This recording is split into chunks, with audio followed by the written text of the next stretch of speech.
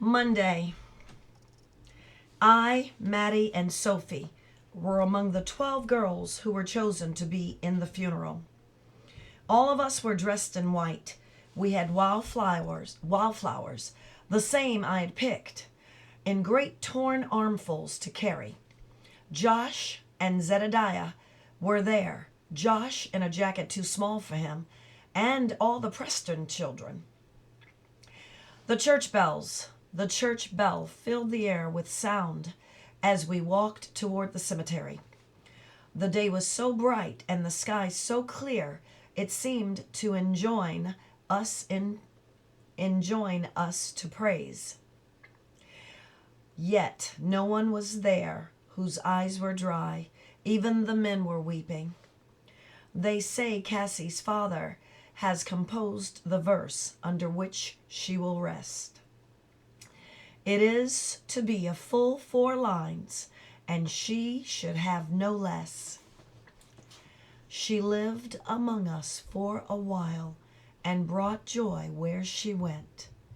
We thought she was a gift of God, but learned she was but lent. Ever since I heard it first, the tolling words repeat.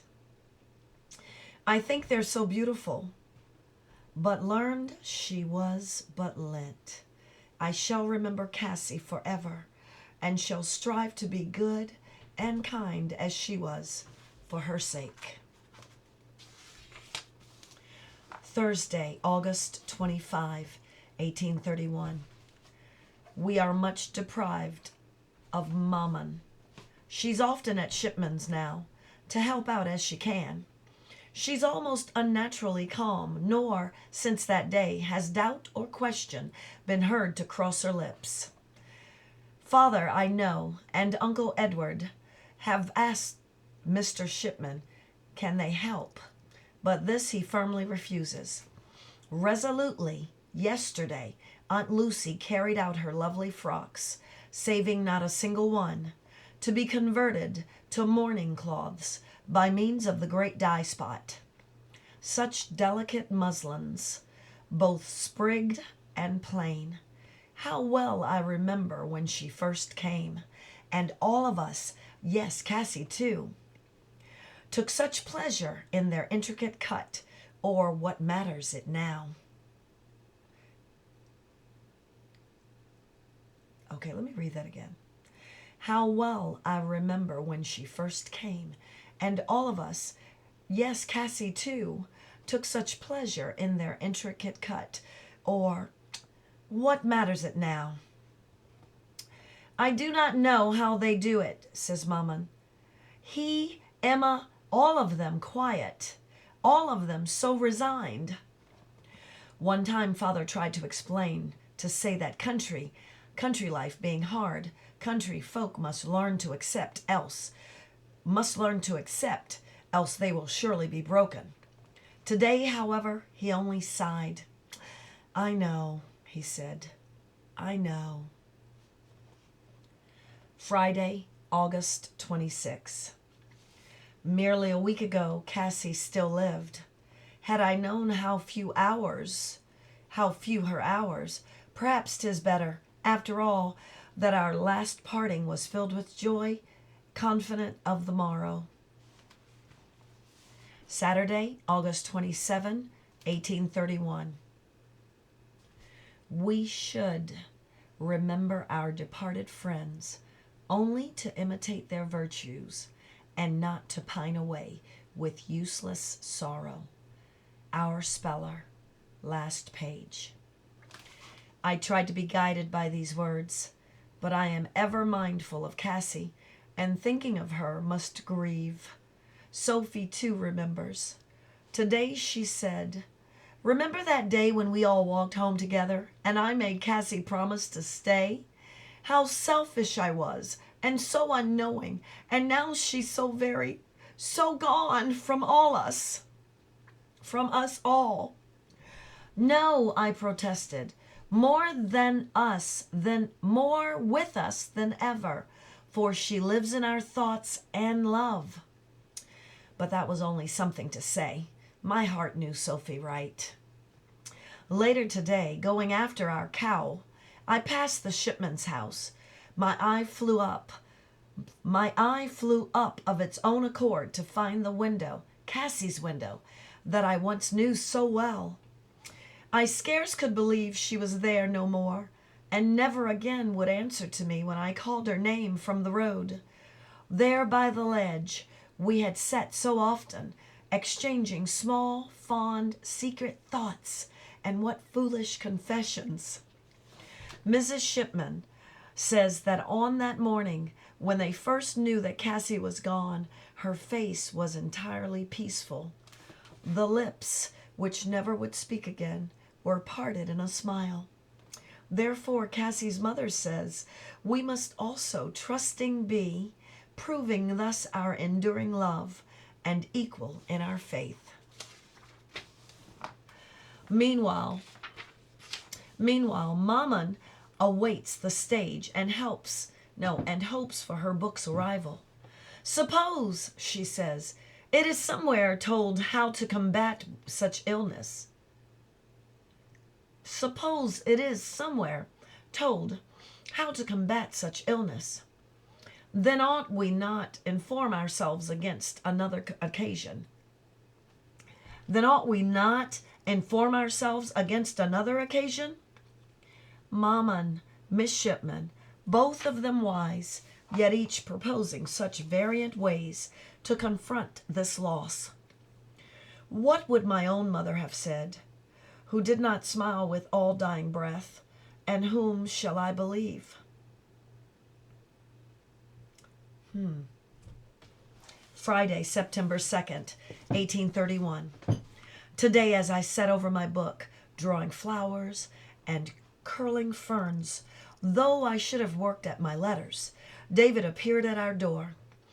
I thought perhaps he had come for Daniel, but no, this was a different errand. He'd brought such lime as we would need for preserving our eggs for the winter. He was to tell us they'd more than enough and would be glad to share it.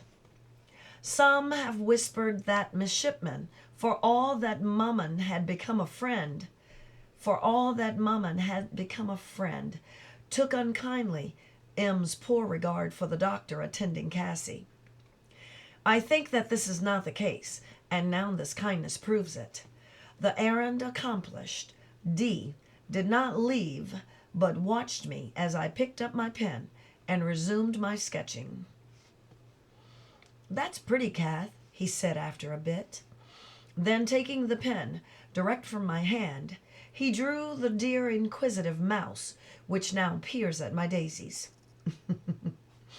I did not know he was thus inclined, only that Cassie was not, quote unquote, artistic, as she used to say of me. Sunday, September 4, 1831.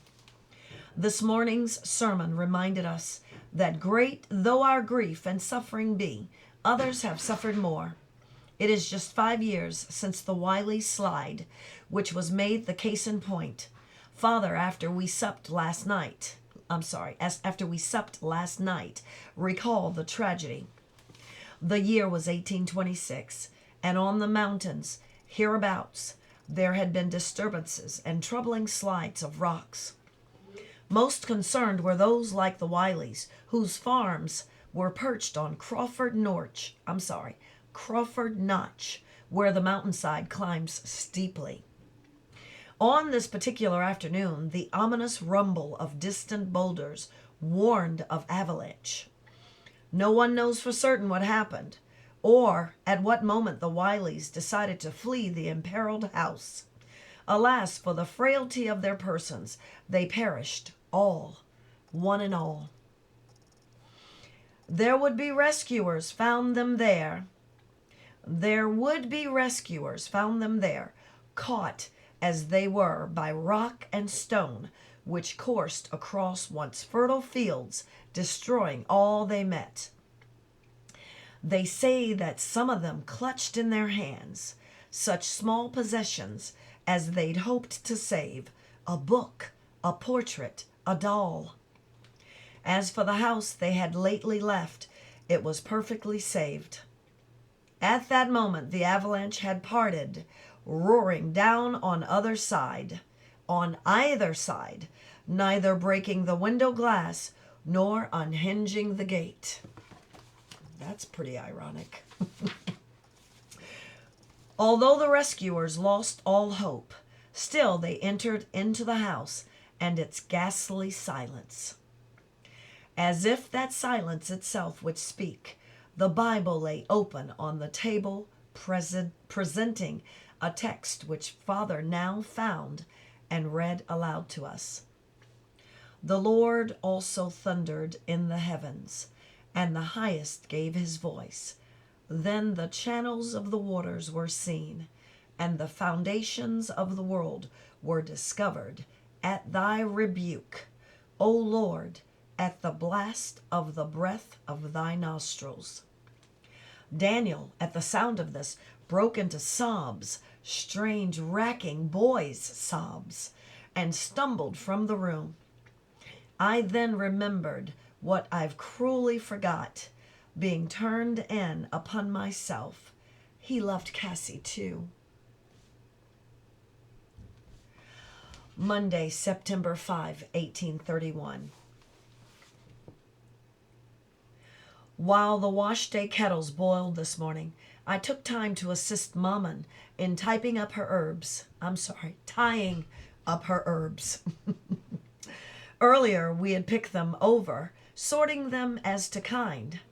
Tansy we had in goodly amount, and pepper, and spearmint both. She especially favors a peppermint tea, strongly brewed to settle the stomach, or when we're looking peaked.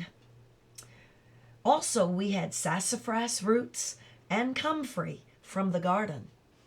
Later, Asa and David came by to visit with Daniel a while. They three have grown rather closer together, and sometimes will let me join them, now that Cassie's gone. That is the end of chapter 15.